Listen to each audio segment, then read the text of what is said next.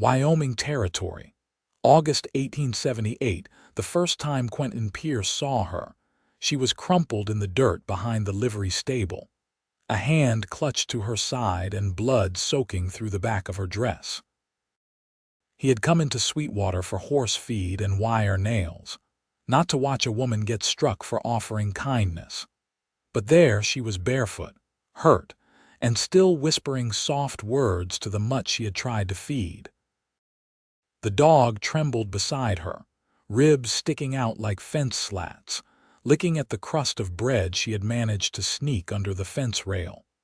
Quentin dropped the bag of feed on the ground and stepped forward. What in hell happened here? A man in a vinegar-stained apron, too young to have lines on his face but too old to act like a brute, stood stiff at the stable door. "She was trespassing," he said, "feeding my dog like I do not know how to raise him." The woman raised her head slowly. Her cheek had a blooming bruise and her lip was split, but her eyes met Quentin's clear and steady. "He was starving." "You beat her for that?" Quentin asked, his voice low. "She crossed my yard." Quentin turned to the woman. "Can you stand?" "Yes," she said, though her legs shook when she tried. She braced herself with one hand on the fence post and got to her feet without asking for help. The man stepped forward like he might speak again, but Quentin shifted just enough for his sidearm to show. "Keep your mouth shut," he said. "The next time you raise your hand to a woman, you better say goodbye to it first." The man backed into the shadows of the stable without another word. Quentin turned to her. "I'm Quentin," he said. "Do you need a doctor?" She shook her head. "Just need to walk it off. Ma'am, you are bleeding." "I will be fine," she said, brushing dirt from her skirt, "but thank you." He watched her a moment more. She was thin, pale beneath the bruising. She had her pride, but not much else. "At least let me walk you home," he said. Her eyes flicked toward the alley's end. "I do not want him to follow me." "He will not," Quentin said. "Not while I am here." She hesitated, then gave a slight nod. They walked the dusty street together, past the general store and the schoolhouse, until they reached the edge of town where a crooked picket fence leaned around a small sod house. "I am Jessa," she said as they reached her gate. "Jessa Jameson." Quentin tipped his hat.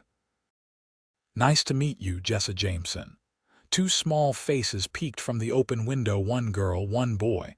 The girl could not have been more than 6, the boy maybe 8. "Mama," the girl called. "You okay?" Jessa turned, her voice soft. "I am fine, Ruby." "Go sit with your brother." Quentin's heart sank a little. "You have children?" "Yes," Jessa said. "Their father left last winter. I got no word since." Quentin looked at the house. The roof had holes, the yard was dry, no chickens, no smoke from the chimney. "Do you have food?" "We get by." "That dog," he said, "was not the first hungry soul you tried to feed, was it?" Jessa looked away, then back at him. "Does it matter?" "It does to me," he said, then added before he could stop himself. "That is the kind of wife I need." Her lips parted, but no words came out. "I mean it." He rubbed the back of his neck, flustered. "A woman who still feeds others even when she has nothing to give. That means something." Jessa stared at him for a long moment, like she was not sure if he was real or just some kindness her mind had made up. "You do not know me." "No," he said, "but I would like to." She nodded once, slowly. "You want to come in for coffee?" "It is mostly acorn, but it is warm." He smiled. "I would like that." Inside, the house was small but clean. A patched quilt lay across the bed in the corner, and the children sat cross-legged on the floor with a tin of wooden spools between them. Ruby clung to her mother's skirt as Quentin stepped in. He crouched to her level. "You must be Ruby," she nodded. "And what is your name?" he asked the boy. "Reed," the boy said with a cautious frown. "You take care of your mama," Reed nodded. "Good man," Quentin said. They sat at a rickety table while Jessa poured him coffee from a dented tin pot. It was bitter and thin, but he drank every drop. "Thank you," he said. For the coffee and the company. She smiled just barely. Thank you for helping me. He stood, brushing his hat off. I will be back tomorrow. Bring some things you might need. You do not have to, I know I do not, he said, but I want to. Her eyes softened. All right. He stepped outside, then turned back. That dog, do you want him? She looked surprised. The mutt? Yeah. I will bring him too. That night, Quentin lay under the stars outside his lined shack, staring up at the sky, thinking of a woman who fed starving things and still smiled through bruises. He had not been looking for anything, not a family, not a wife, but somehow, everything about Jessa felt like something he had been missing. And in her small house, Jessa sat at the edge of her children's bed, brushing Ruby's hair back, thinking of the cowboy who had stepped in without asking anything in return. She had not trusted men in a long time, but Quentin's eyes had held no hunger, just steadiness, warmth. She had been beaten for giving away food she barely had, and he had looked at her like she was the strongest person he had ever seen. Maybe, just maybe, this time would be different. Quentin returned the next morning before the sun had cleared the butts east of town, a burlap sack over his shoulder and the dog trailing behind him on a piece of knotted rope. The mutt was cleaner now, though still lean, and followed Quentin with a wary devotion. Jessa answered his knock with her hair braided back and her sleeves rolled.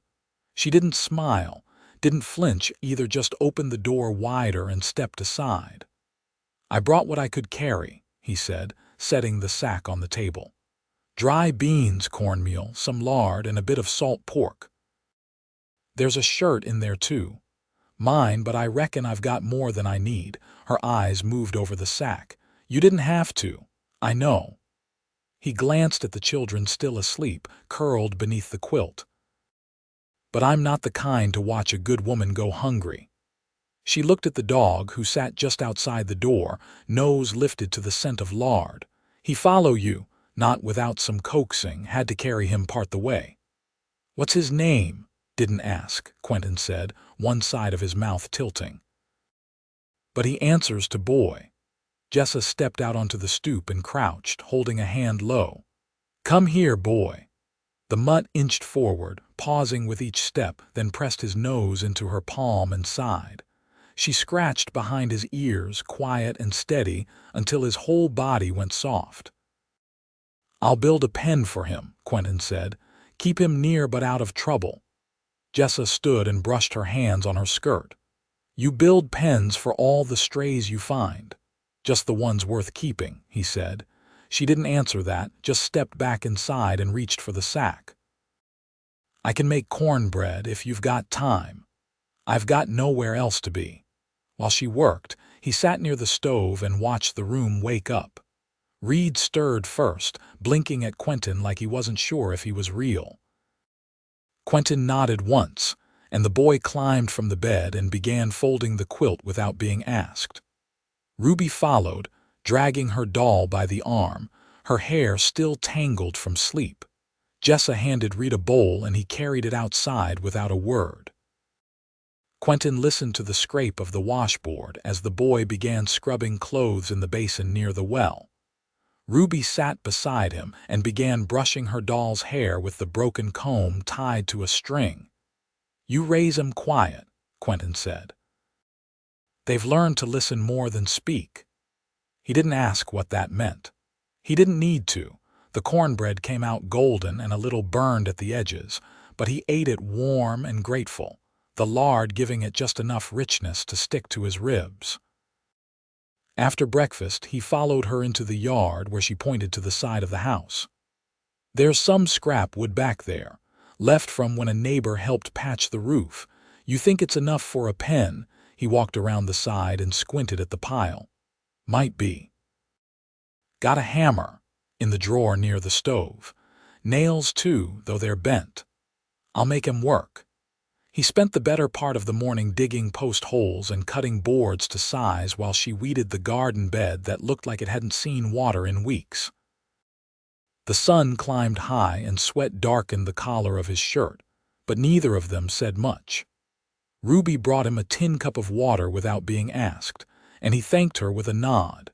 By midday, the pen stood square and solid, with a small patch of shade and a trough filled with fresh water. The mutt circled it twice before settling into a corner with a grunt. Jessa stood beside him, arms crossed, dust on her skirt. "Looks better than I expected. I don't do halfway." "No," she said, her voice quiet. "You don't." He looked at her then, really looked. The bruises on her face hadn't faded yet, but there was something steadier in the set of her shoulders today. Not healed, not yet, but standing. "You ever think about leaving?" he asked. She didn't answer right away. "I did once. Took the children as far as Casper, tried to find work. But Reed got sick and I ran out of money, came back with less than I left with," he nodded. "That's a hard thing. I don't run now, I stay, even when it's hard." He let the silence stretch between them. "Then, you said their father left. That mean he's still breathing somewhere? I don't know." "He was headed north. Said there was silver in Montana. But he didn't take us with him. That tells me enough." Quentin picked up his hat from the fence post. "I'm not him." "I know." He stepped closer, close enough to smell the faint lavender in her hair. "I'd like to come by again. Help with the well pump. Maybe fix that door hinge." She didn't move, but her eyes held his. "You planning to fix every broken thing I've got?" "No," he said, "just the ones worth saving." She looked down, then back up. "All right," she said. "Come by tomorrow. I'll have coffee." He tipped his hat and walked back toward the road, the dog watching him with one ear cocked. When he reached the rise, he looked back once. Jessa hadn't gone inside. She was still standing there, one hand resting on the fence rail, her children playing in the yard behind her.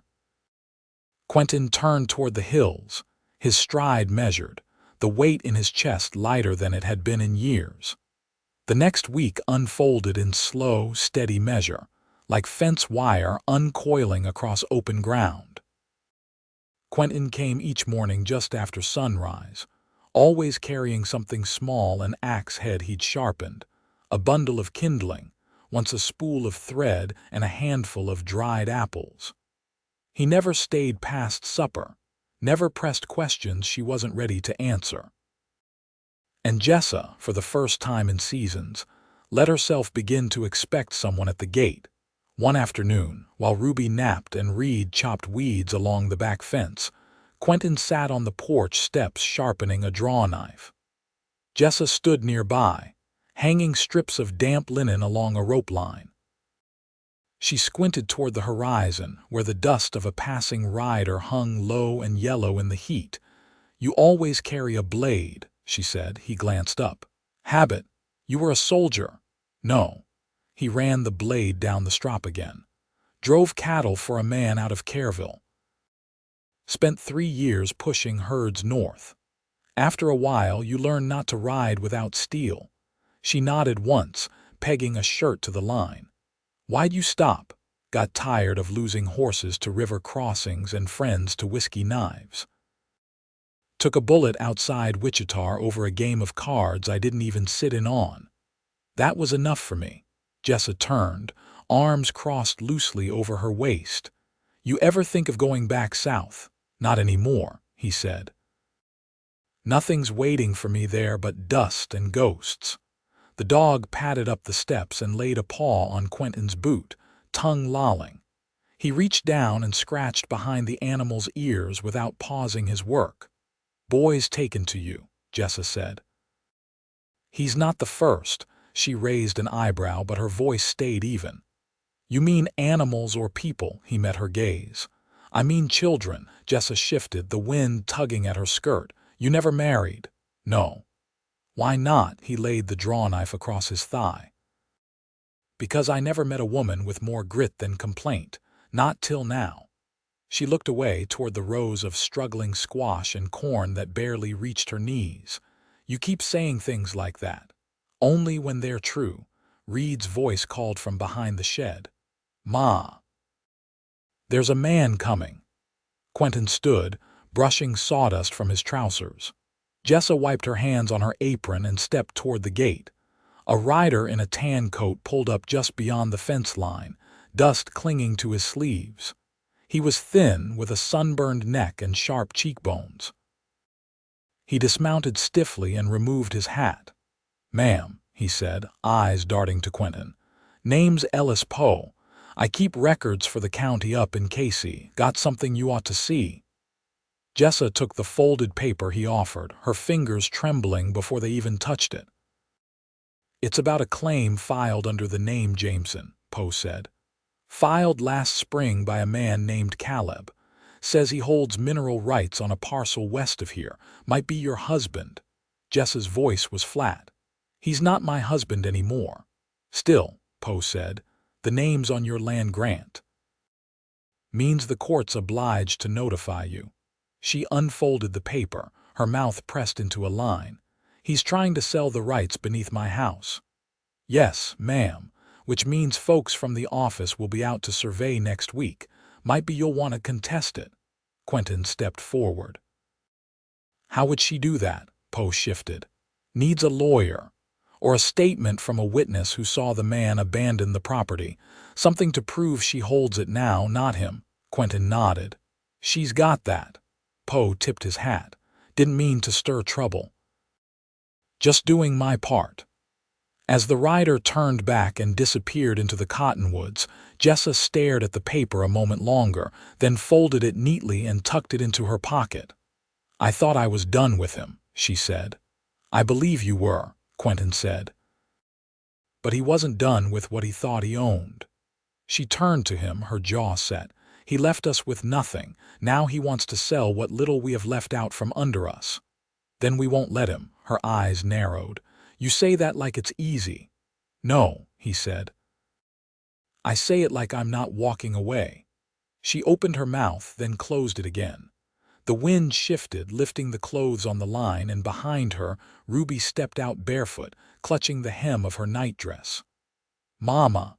Jessa reached down and lifted her daughter into her arms. "It's all right, baby, just a man from the county." Ruby looked at Quentin.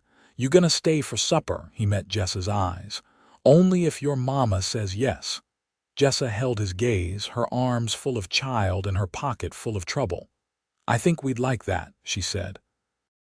That night, as the sky turned the color of slate and the coyotes began calling from the hills, Quentin helped Reed gather kindling while Jessa stirred beans over the fire. The dog lay curled at the edge of the porch, eyes half shut. And when the stars came out one by one, Jessa stepped outside and sat beside Quentin, close enough for their shoulders to touch. She didn't say anything, and neither did he. But in the quiet, something passed between them, solid as fence posts, steady as dusk. A thing not asked for but offered. And accepted.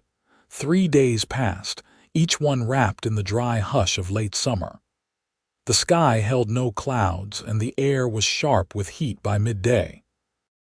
Quentin kept returning, but not with repairs this time. He'd begun preparing statements for the land office, hand-written on ledger pages he borrowed from the town clerk. He brought them folded inside his shirt, careful not to wrinkle the ink.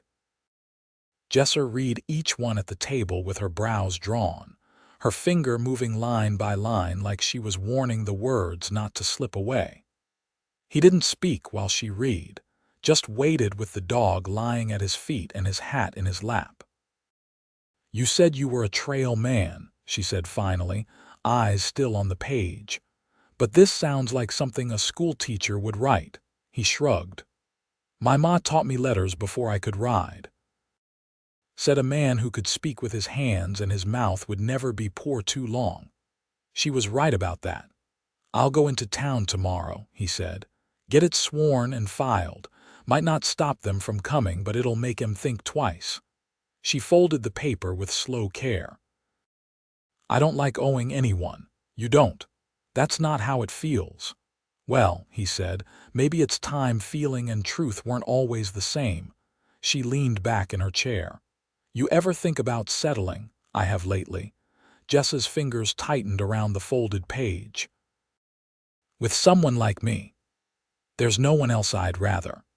She stood and walked to the door, looking out across the yard where Ruby was drawing with a bit of charcoal on a flat stone, and Reed was leaning against the water barrel, watching bees drift past the garden rows.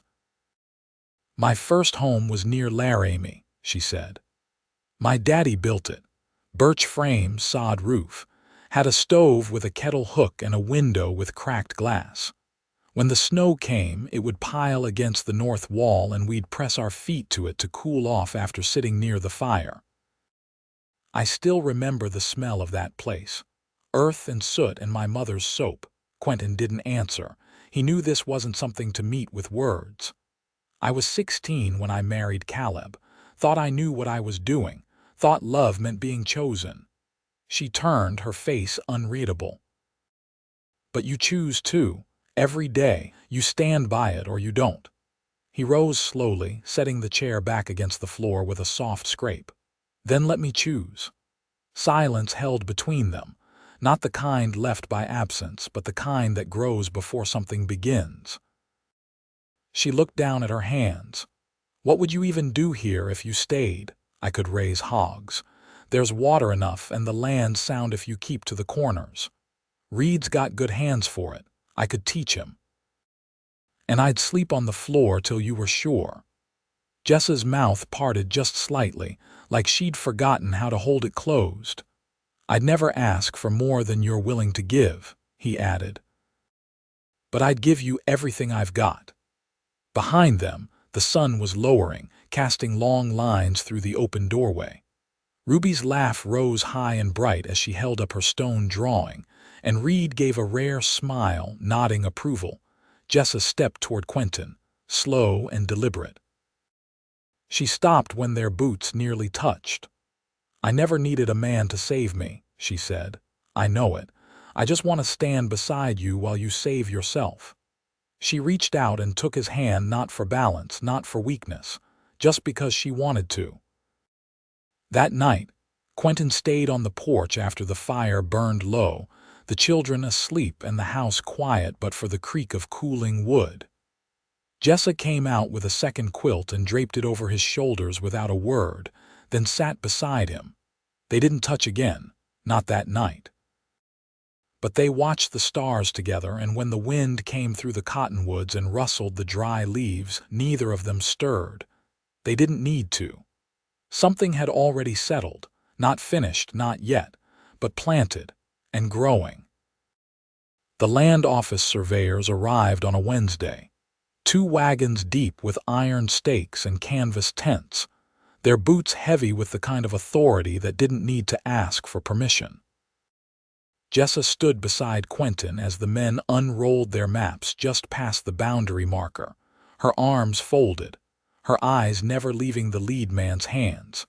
They made no trouble, not exactly. Just measured, noted, and moved, leaving small colored flags like teeth in the soil. Quentin stayed by her side the entire time, saying nothing unless asked, his presence quiet but unmoving. By sundown, the wagons rolled off toward the west, the dust behind them settling slow. Jessa waited until the last wheel disappeared behind a rise. "You think they'll press it?" Quentin took off his hat and tapped it against his thigh. "Not right away. That statement we filed solid. They know it."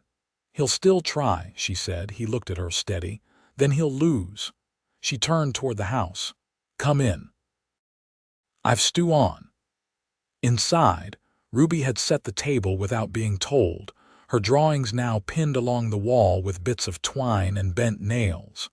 Reed sat with his hands folded, his eyes flicking toward Quentin like he was still trying to read a book with half its pages missing.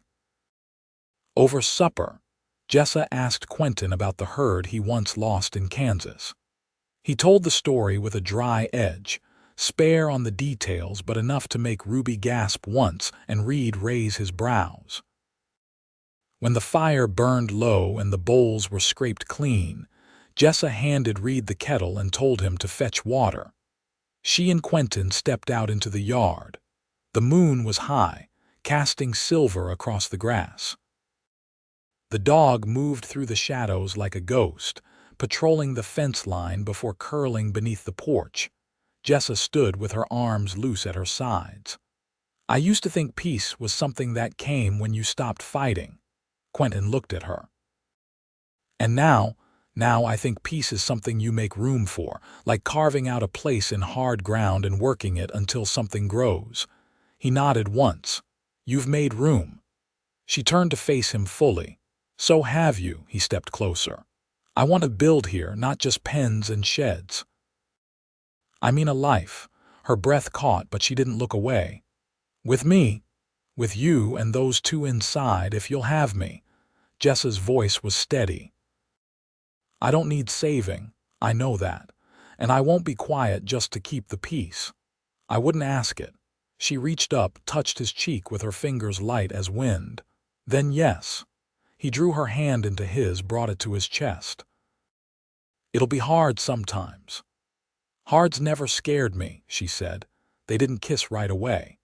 They just stood there, hand in hand, the moonlight soaking into the dry soil around them, and when they did lean in, it was slow, certain, like a promise made aloud. The next morning, Quentin brought the wagon from his line shack, loaded with tools, 2 crates of seed and a short-handled plow. He hitched it near the house and unloaded without fuss. Reed helped him repair the chicken run, and when they finished, Quentin handed him the hammer. "You're good with your hands. You could build anything you want." Reed looked at him, not quite smiling. "You staying then?" "I am." Ruby followed Quentin everywhere that day. At one point she tugged his sleeve and whispered something in his ear. He crouched, listened, then nodded solemnly. That evening they all sat out beneath the cottonwood.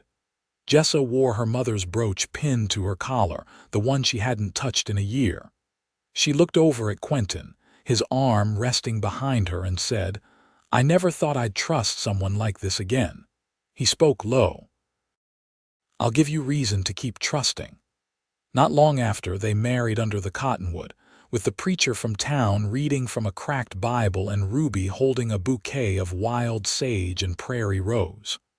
Reed stood beside Quentin, proud and still, and the dog barked once, sharp and glad. Quentin built a second room onto the house, large enough for the children to have space of their own. He and Jessa planted winter greens and late beans and dug a root cellar by hand. Letters from the land office stopped coming. Caleb Jameson, it turned out, had died in a mining collapse near Helena before the claim could be contested. No one came to press it again. Quentin never used the word luck. He said things happened because people made them happen, day after day, with hard hands and steady hearts. Jessa once told him that the house didn't feel like a house anymore. It felt like shelter, like belonging. He only nodded, then kissed her temple and said, "That's what I came for."